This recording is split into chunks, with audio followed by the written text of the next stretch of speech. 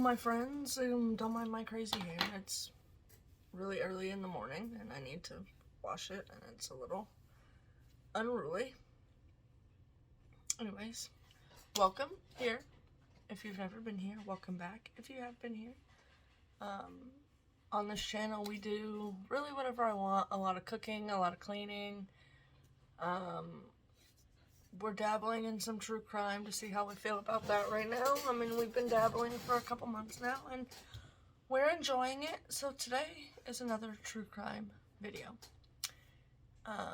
If things like this affect you in a negative way, please don't watch. There are plenty of other videos on my channel that you can watch. But yeah. We're going to talk about the story of, I'm sorry if I butcher these names in this story, but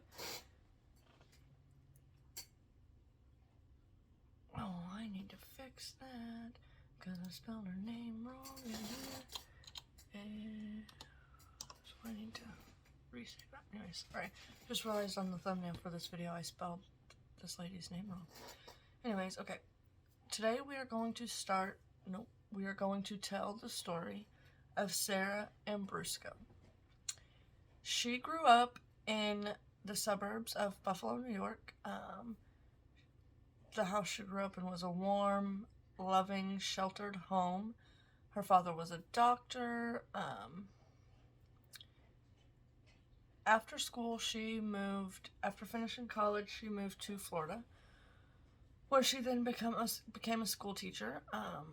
And while living in Florida, she met a man and they got married. She met him on the beach and he was a health club owner.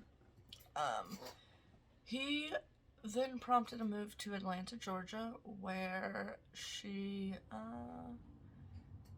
worked as an aerobics instructor at his health club that he owned in Atlanta. This health club catered to famous athletes from like the Georgia Falcons, the Atlanta Falcons, not the Georgia Falcons, young and upcoming investors, and some very young and beautiful women. And this is what caused her to divorce her first husband. After her divorce, she was living in a condo with her sister Chrissy, working as a marketing director for a premier nightclub in Atlanta. Not a premier nightclub. A prominent nightclub in Atlanta. One night, as she's just sitting in her condo enjoying her night, maybe having a nice glass of tea or hot cup of tea. I'm having coffee because it's 5:18 in the morning, but she was probably just having some tea, chilling, watching TV. And she turned on the evening news where there was a trial going on for the brutal murder of a very prominent lawyer where his lover had murdered him. And she noticed the junior prosecutor, and she noticed how his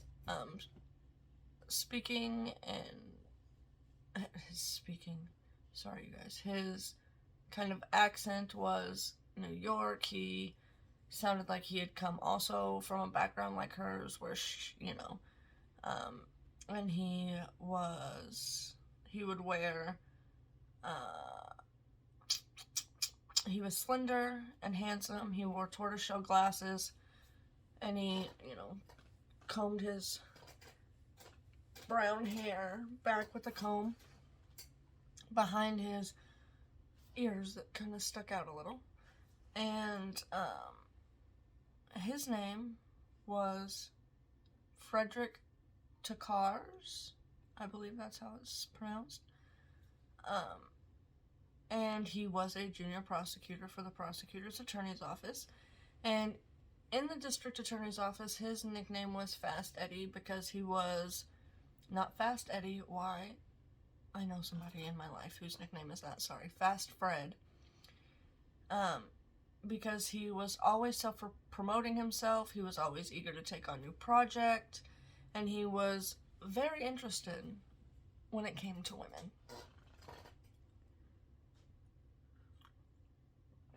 So, you know, just kind of on a whim, you know, being in a place and seeing somebody on TV who, you know, sounded like and seemed like they came from the same background as her, she called Fred on a whim.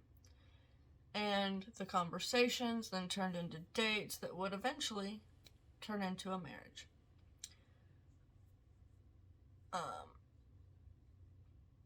Before they got married, Frederick would always have Sarah and her sister Chrissy enamored with the stories of cases that he had supposedly worked on and that he was supposedly the star of. Chrissy believed that, well, they both believed that by prosecuting criminals, Frederick was doing more than just making money. He was demonstrating moral character, and he was helping to get the bad guys behind bars, which was part of the appeal that Sarah had to Frederick. You know, he was doing good. Frederick had the goals of becoming a tax attorney with wealthy clients, and with Sarah's social contacts from being the promoter of this very prominent, very high-end nightclub, and also working at her ex-husband's health club, she was an asset to him reaching his goals, which was a plus to Frederick. Sorry, I have to keep looking at my notes because I can't remember things very well.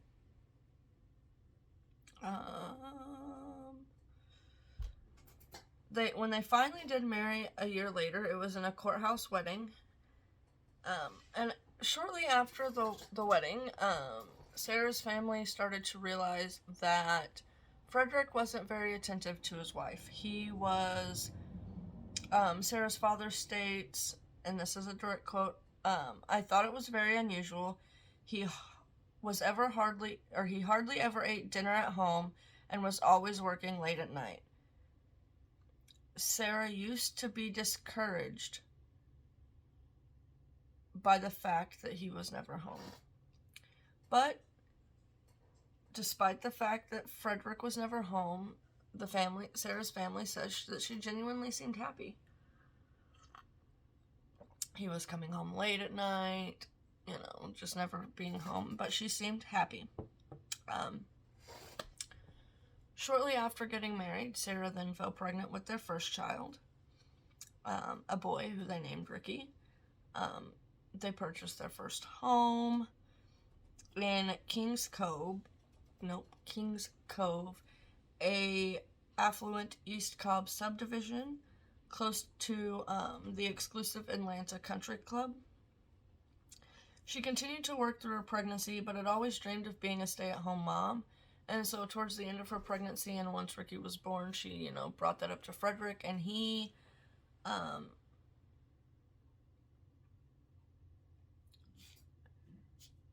wasn't thrilled by the fact that she didn't want to work, so instead she kept her job and she did, sorry, my cat just climbed up on the desk, hopefully he doesn't knock y'all over. She did half her work in the office and then brought the other half home and tried to do that at home. Their son was born in September of 1986.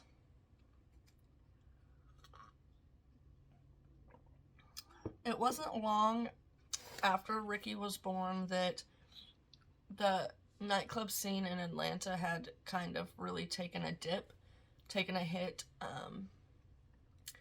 Clubs were shutting down left and right, so eventually Sarah ended up losing her job.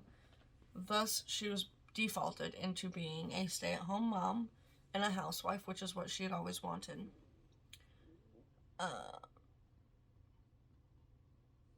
Shortly after she lost her job, Frederick decided to leave the district attorney's office and start his own practice.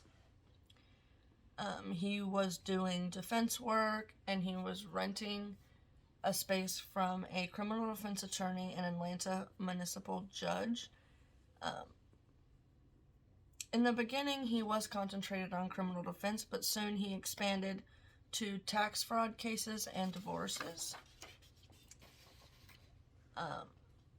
The same year that Frederick opened his practice was the same year that the U.S. Congress passed sweeping money laundering laws designed to trace the movement of large sums of money, cash, generated by illicit drug sales. Frederick would later note in the Atlanta Business Chronicles in 1990, and I quote, "Ironically, these money laundering and cash transaction requirement laws become so complex, drug dealers ultimately need to hire attorneys to explain how to circumvent this new system. For the most part, these professional services are no different than those rendered to legitimate clients. In fact, attorneys often launder money without knowing it." It wasn't long after this that Sarah's dreams were starting to unravel. She had dreamt her husband would be a very morally right man who was helping to put men behind bars, and now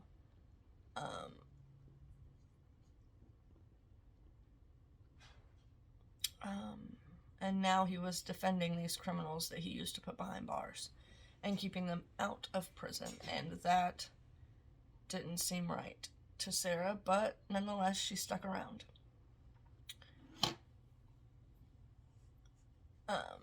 Frederick hardly ever mentioned anything about the new practice to Sarah, and it just added an element to the marriage that had already been unraveling, with him not coming home, staying out late at night. Yes. Sarah started becoming afraid of the company that her husband was keeping, and what he might be doing with his practice and if it was legal or not. She knew that Frederick was paid in cash, and so she suspected that some of his clients did belong to the drug world. She worried that the money he was bringing home might be tainted, and that she could no longer, and she figured out that she could no longer rely on Frederick to provide her with the safe, warm, sheltered life for her and her kids that she was afforded growing up. They did end up having a second baby that they did, I think it's later on in my notes, but they did name him Mike. I do remember that. So she lost her job, they had a second baby, the new practice, their home, though it was in a very affluent suburb, it did need repairs. The financial pressure on Frederick was rising. So he put them on a strict budget, not allowing Sarah to have her own checking account, have access to the checking account, have credit cards, and insisting that all of their transactions, whether it be paying bills, buying groceries, toys, whatever they needed, it was done in cash. He would give Sarah an allowance of $400 a week. And to us, that sounds like a lot of money. $400 a week as allowance. It never specified whether that was to cover, like, groceries and anything else besides bills, or whether that was just spending money. But still, $400 a week does seem like quite a lot. But you have to remember, she has now become used to living a very luxurious lifestyle.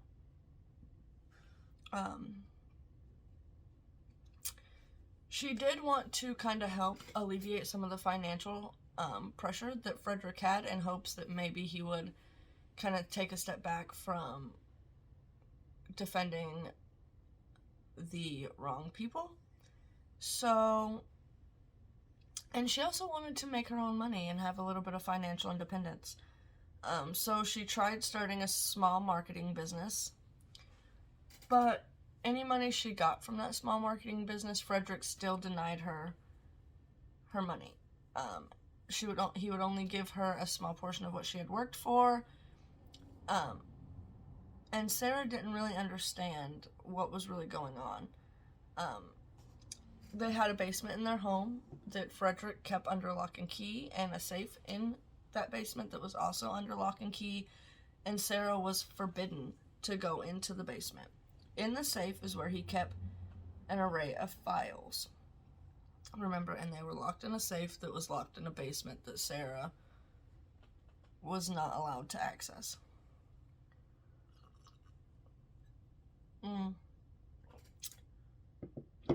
Soon, Sara began to start to rebel from her husband, taking out credit cards in her name that he knew nothing about.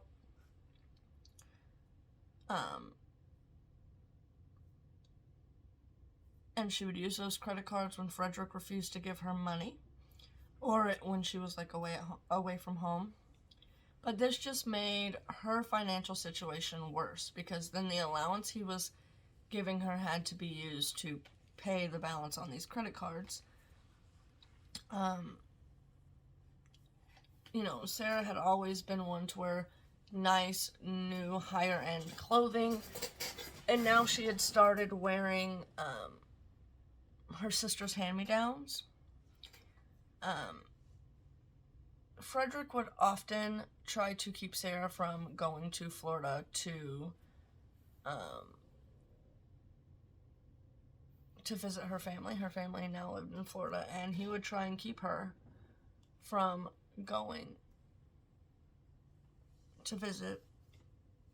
Hold on, my eye itches.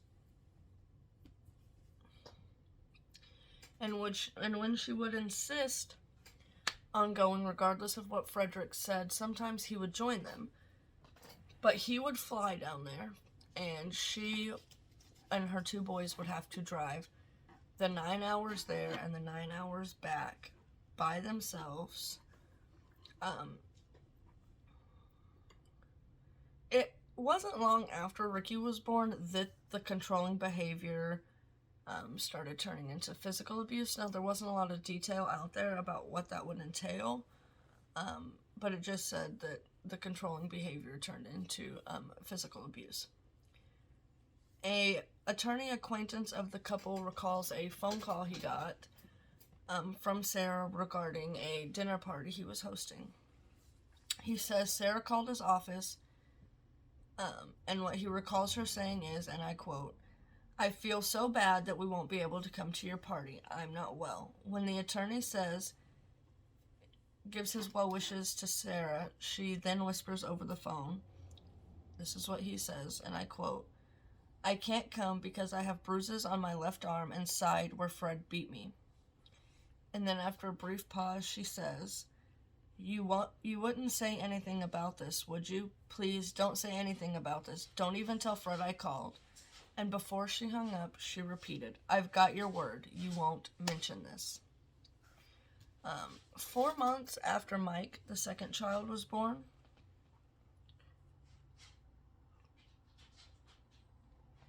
Sara took a yellow legal pad, those pads with like yellow paper where at the top and then you rip it off. She took one of those and she wrote a 2-page will that she had 2 witnesses sign, and then she took and had notarized. In this will, she revoked all prior wills and left all of her possessions to her boys, and she named her sister Teresa, who lived in San Francisco, California, and was an attorney, the executor of the will, and the boys' trustee. The only time Frederick was ever mentioned in this will, and it was not by name, was in a sentence she wrote naming her sister Karen as the children's guardian if, and I quote, "my husband does not survive me." That's the only time Frederick was ever mentioned. And this was the first sign that Sara was kind of afraid for her own well-being and about the welfare of her children if something had happened to her. It was also just further indication that there were some big cracks in the marriage and that the marriage was falling apart. At this point in time, Frederick had taken out 3 life insurance policies where he was named the primary beneficiary and would stand to receive a total of $1.75 million in the event of Sarah's death. And even after the birth of Mike, the second child, Frederick started spending even more time away from the home. Sarah would get calls from Frederick saying that he was working late, but she could hear in the background the sound of mumbling and chattering in the background, like he was in a restaurant or a bar. In 1998, Sarah was convinced that Frederick was having an affair. So she sought the advice of a divorce attorney named Stephen Lubovitz, maybe. Stephen recalls she was extremely concerned about her children, more than anything else. He says, and I quote, "She was certainly fearful for a number of reasons, physically and mentally fearful.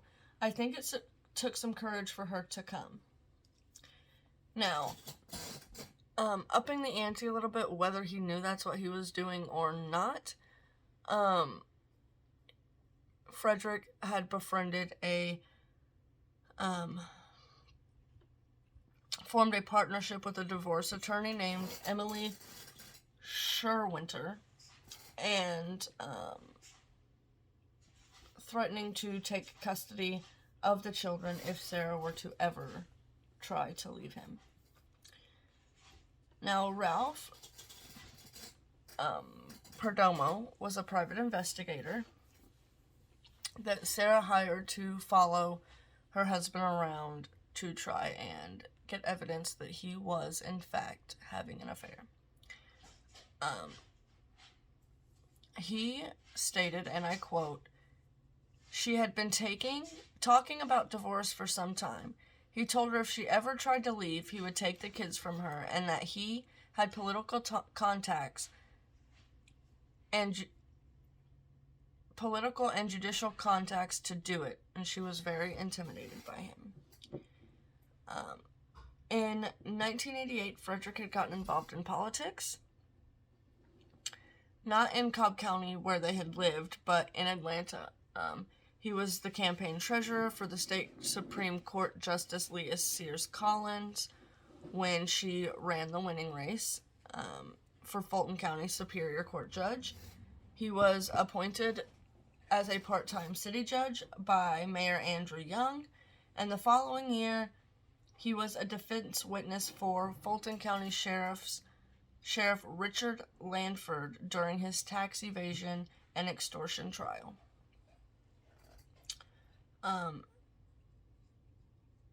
It has since been brought to light that not only did Frederick donate $7,000 to the Sears Collins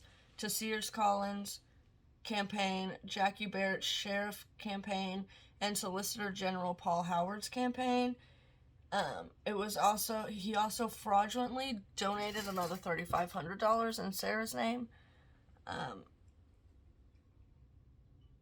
And though these political parties most likely would not have interfered in his divorce and the custody battle for his children, Sarah had no way of knowing that. He threatened it. She didn't know these people, and so she didn't know that they wouldn't be getting involved and, helping him. At this point, she had very little self-confidence left, but she desperately wanted her children to grow up in a loving family, and she was terrified to lose them. So this is when she started gathering even more information on her husband that she could use against him if she were to leave him. Not only did she hire Ralph, the private investigator, but she also broke the house rules. She entered the off-limits basement, obtained the combination for the safe. Once the private investigator did confirm that Frederick was having an affair, on an August day, Sarah calls Ralph, the private investigator. an apology. She apologized for the insane heat in the house, stating that the air conditioner had been broken for some time and that Frederick refused to give her the money to fix it. Let me get Nova off the desk, off my notes. So she took him down in the basement where she opened the safe, and she showed him a bunch of files that he had in there, and also bottles of prescription drugs that were in there. She wanted the PI to take copies of the documents and figure out what they meant, and also figure out what these drugs he had in the safe were. The PI refused, saying it was illegal for him to take these documents, and that she should copy them and give them to somebody she trusted, and that her family doctor would be able to tell her what the prescriptions were for and what they were. And then, after a little bit of an argument, because she really wanted him to do this, she finally told the PI that if anything were to ever happen to her, please hand his investigation over to police.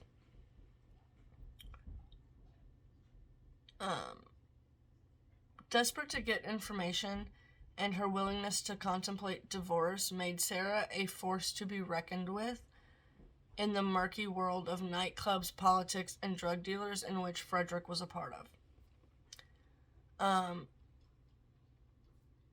In my research, the name Sharon kept being brought up, but it didn't really say who she was or who they were.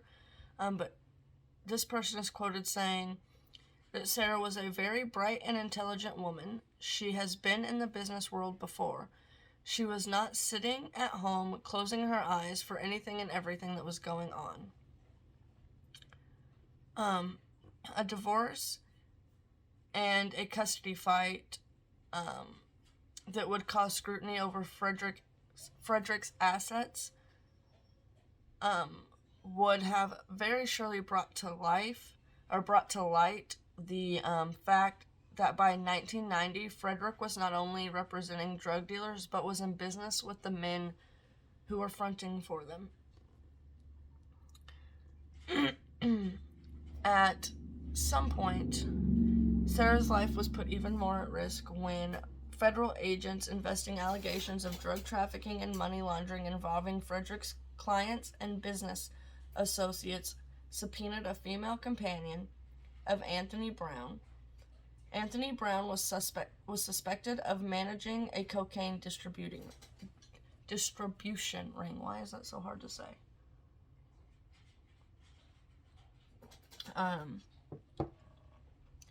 The federal government acknowledged that the woman they subpoenaed had no actual knowledge of criminal activity, but she was required to testify in front of the grand jury regarding the assets, which may have been subject to civil forfeiture, a prelude, among other things, to possible charges of tax evasion.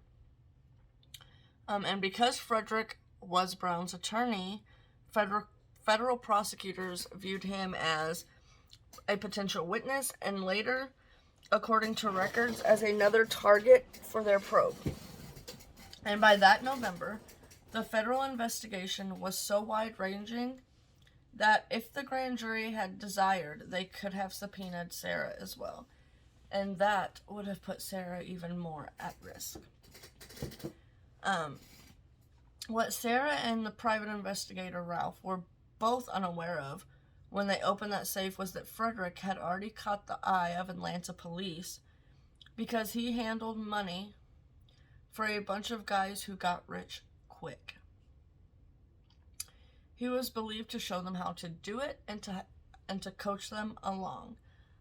Frederick was involved in a lot of deals, one of which was the Parrot, a Midtown nightclub, to which on March 6th, 1990, Frederick became a partner in the Parrot Acquisition Corporation, which owned and operated the Parrot. The initial shareholders were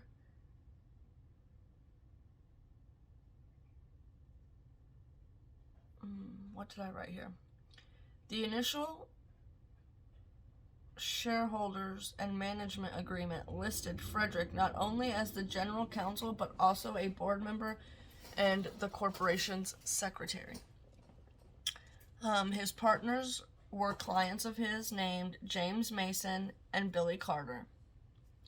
Carter was a former special agent with the Georgia Bureau of Investigation, the GBI, who was fired after pleading guilty to simple battery charges in Savannah, Georgia in 1998.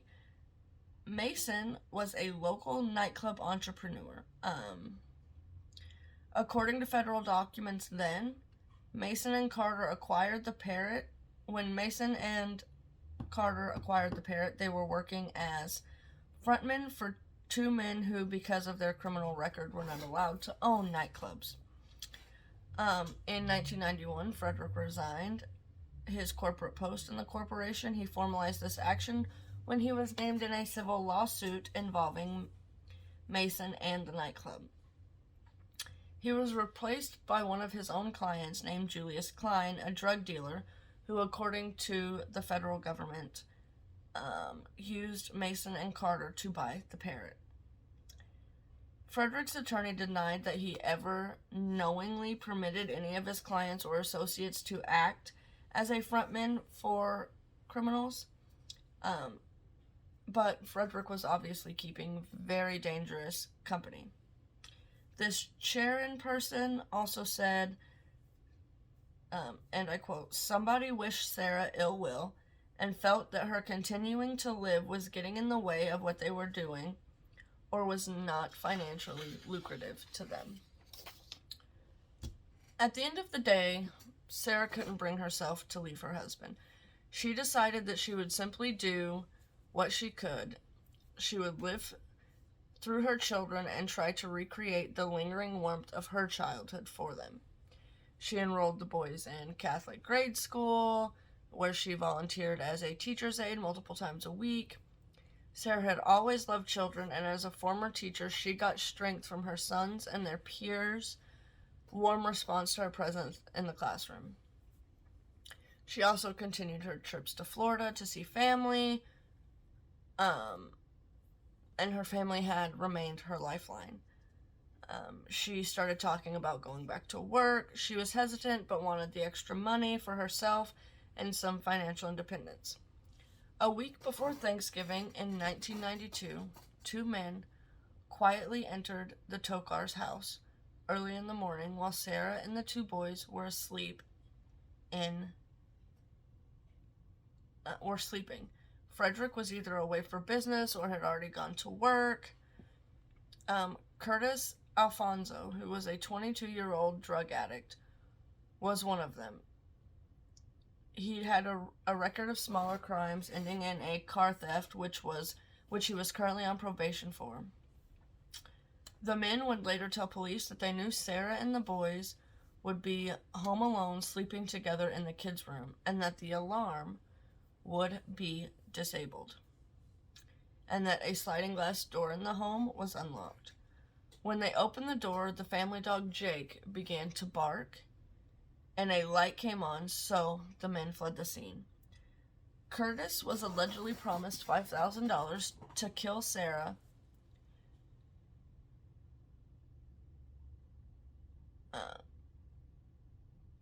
and he was offered this money by the other man who was there that night, which just happened to be Frederick's business partner, Eddie Lawrence. Obviously, they didn't kill Sara. They got scared off by the dog and the light flipping on, thank heavens. So 2 days before Thanksgiving, that year, 1992, I believe Mike was 4 and Ricky is 6 at this time. Sara and the two boys left to go to Sara's parents' house to spend a holiday. They picked up Frederick on the way. That Saturday following Thanksgiving, they were still at Sara's family's house, and they got a call at 1:30 a.m. saying that their fire alarm had gone off in their home, but there was no fire. 6 hours later, around 7:30 in the morning, the alarm company calls again about a second alarm. Now, Sarah's father remembers that Sarah had answered the phone, but she doesn't recall whether Frederick told Sarah to do this or if Sarah just decided to do it herself. But she had told the security company to disable the alarm. Frederick had left later that morning to go back to Atlanta, while Sarah and the children stayed behind. Sarah went and bought a Christmas tree, promised her family that she and the children would return before Christmas to decorate it, and by 11 a.m., Frederick was back in Cobb County, and he called Lawrence, his business partner in a mortgage company and a small construction firm. Lawrence says that Frederick told him the water heater at the house wasn't working and asked him to come repair it, but Lawrence turned him down. That Sunday, Sarah and the two boys went out to lunch with Sarah's father, and then they headed back to Atlanta around 12:45. And Sarah's father is quoted saying, "Usually Sarah and the boys would hate to leave. They would all be crying, but this time they were singing, 'I'll be home for Christmas.'" 15 minutes after Sarah left, her father got a call from Frederick asking when to expect them home, and Sarah's father told him around 9:30 or 10. Within an hour of Frederick calling Sarah's father, he then called Lawrence back again, saying that he had found someone to fix the hot water heater, and so then they just talked about some random business things and stuff like that. And according to Lawrence, Frederick said he was leaving town later that evening, and he did, however, head for Montgomery, Alabama, where he had an appointment with a federal prison inmate. Around 10 p.m. that night, Sarah and her children pulled into their garage. Mike, the youngest, was sleeping in the back seat, so Sarah left him sleeping while she, Ricky, and the dog left the car. I would imagine she was going to, carry in the bags, maybe get Ricky settled for bed, and then come back out and carry Mike in. And it's unknown whether she was fumbling for the keys, trying to open the door,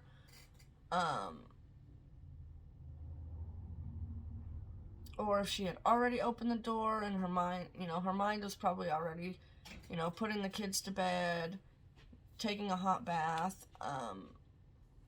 and then going to bed.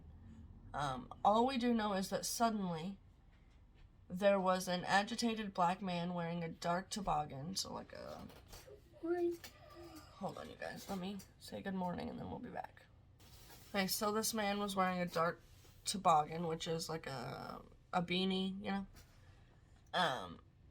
and he was nervously fumbling a sawed-off shotgun. This man, again, was Curtis from the first time. The dog then again began barking, and Curtis then kicked the dog and forced Sarah and Ricky back into the car. He climbed in the back seat behind Sarah, next to a sleeping Mike. He put the gun to Sarah's head and ordered her to drive. She began begging him not to hurt her or her children. Curtis had been laying in wait inside of the home for at least an hour before Sarah and the boys arrived home. He knew Frederick would be out of town and that the alarm system would once again be off. And once more, Eddie Lawrence was with him. Curtis first thought that Sarah was Lawrence's ex-wife and that he had offered Curtis $5,000 to kill her because she was standing in the way of a lot of money. And once Curtis had forced Sarah into the car and forced her to drive, he wasn't sure what to do. He realized he hadn't been paid yet and that he had lost track of where Lawrence was, leaving him behind when he had gotten into the car. By the time they had left the drive, Curtis was convinced that Lawrence had abandoned him. And he began littering his demands with obscenities because he was angry. And at first he had ordered Sara to take him to a Atlanta housing project, but because Sara never really traveled south of Atlanta except for to go to Florida, she didn't know where she was going and how to get there. So in a change of plans, he had Sara pull onto a dark side street just a half a mile from their house. This side street ended in an empty cul-de-sac. Instead, Sara pulled to the side of the road. And now little Mike was awake, tugging on Curtis's sleeve, and in his confession, Curtis mentioned that it was at this point that he remembered the children were supposed to be untouched.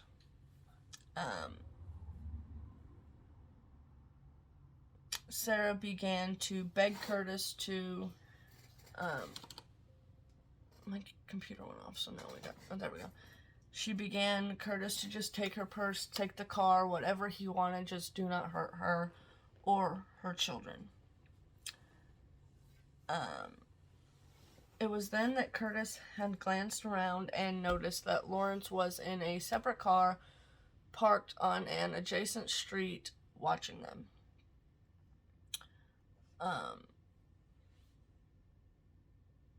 In his confession, Curtis told police that it felt like seconds, in an instant, that from spotting Lawrence's car, Lawrence was beside Sara's car, and Sara looked as if she was in shock, like maybe she had recognized Lawrence and was in shock.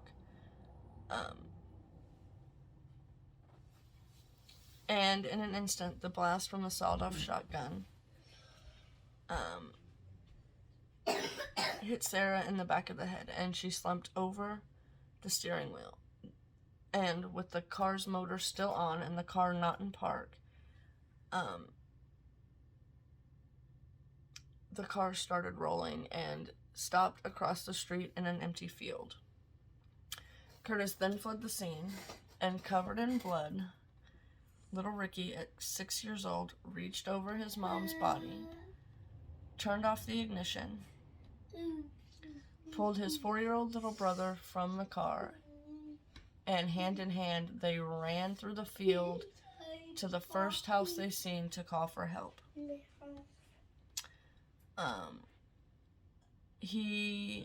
Witnesses say that Ricky just kept saying, "My grandpa is a doctor. He'll help make mommy better." Later that night, police did reach Frederick in a hotel in Montgomery. And Florida police then arrived at Sara's parents' house around midnight with the news that Sara was no longer with us. According to Frederick's attorney, he was shattered. 3 weeks after Sara's murder, Lawrence was arrested. Informants had told police that before the murder, Lawrence had been looking for a hitman. Lawrence denied any involvement in Sara's death, and a week later, the boyfriend of Curtis's sister approached police, giving them Curtis's name. He stated that Lawrence had first offered him $5,000 to take out Sara, but when he refused, Curtis accepted. 2 days before Christmas, Curtis was arrested after being pulled out from under a bed where he was hiding like a coward in his cousin's home in southwest Alabama. It only took 12 hours for police to get Curtis to confess, but he stated that he hadn't meant to kill her.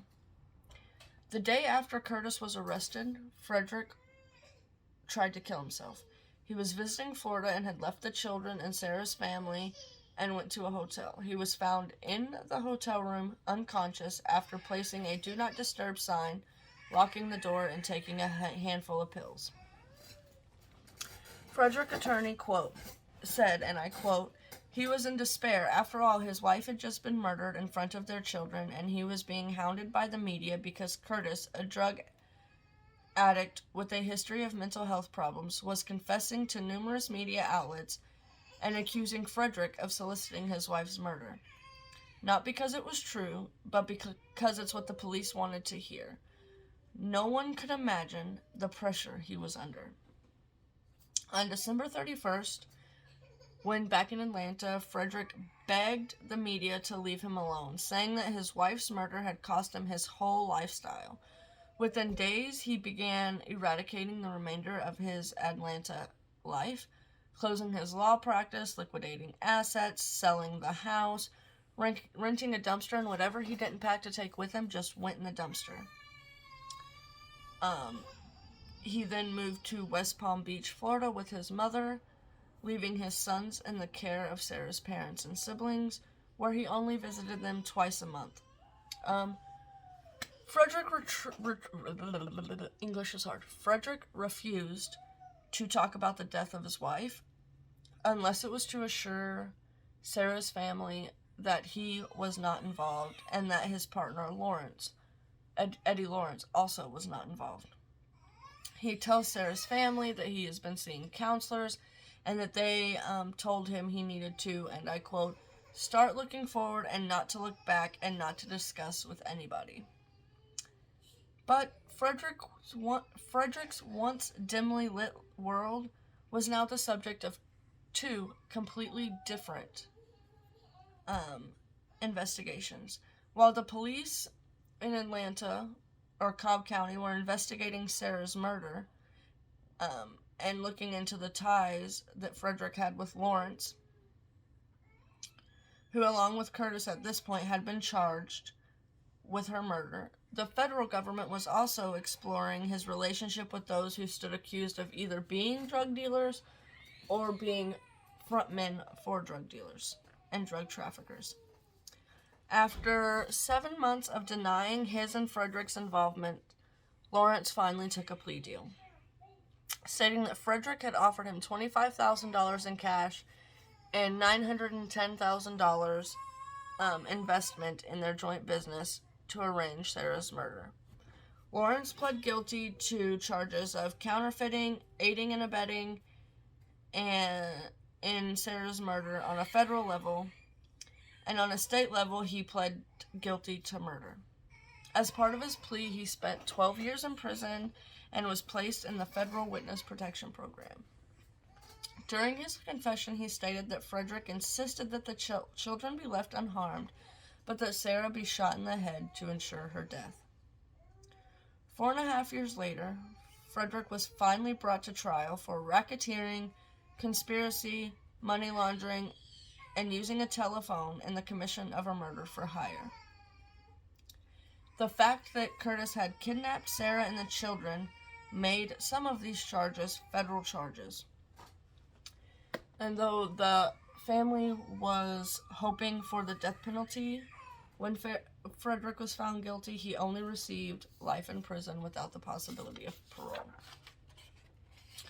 Now, in the aftermath of this terrible, senseless murder, the two boys, Ricky and Mike, went into the custody of Sarah's parents and her sister. And one of her sisters, they tried to bring them up as normally as possible, but obviously knowing what had happened to their mother, witnessing that, it probably caused a lot of PTSD and other things going on. Mike died at the age of 31 in California from a pulmonary embolism, where he had been admitted into the hospital because of blood clots behind his knee. And his family thought that he was finally getting better, when all of a sudden one of those blood clots broke loose and traveled to his heart and killed him. Frederick died at age 67 after being held in a secret location inside a federal prison system for over 27 years, sorry. He worked as a prison lawyer, helping authorities solve murders, 2 of which ended in the death penalty. But because of that, he became a marked man in prison. He was riddled with numerous health problems throughout this stay, including muscular sclerosis. He was unable to walk for over 10 years at the end of his life. Because of being in the protection program of the prison, his autopsy results are nearly impossible to find. I couldn't find them. But I think it's safe to say that one of two things killed him. Either one of his many health problems killed him, or somebody in prison killed him. Who knows? We may truly never know. But this is a true testament to, no matter how long and no matter how well you know somebody, you never truly know what they are capable of. And that, my friends, is the story of Sara Ambrusko. I hope you guys enjoyed this video. I'm sorry it was a little, because I suck at remembering things, so I have to read them and then I lose my place because I get sidetracked. Anyways, I hope you guys enjoyed this video. If you know of any other cases you'd like me to cover, send them to me. Instagram, comments, email, whatever. And I will get to them maybe eventually. But as you can hear in the background, it is now 6 o'clock and my 1-year-old is now awake and crying. So I'm going to end this video here. I love you guys. I'm praying for you guys, and I will see you guys next time. Bye-bye.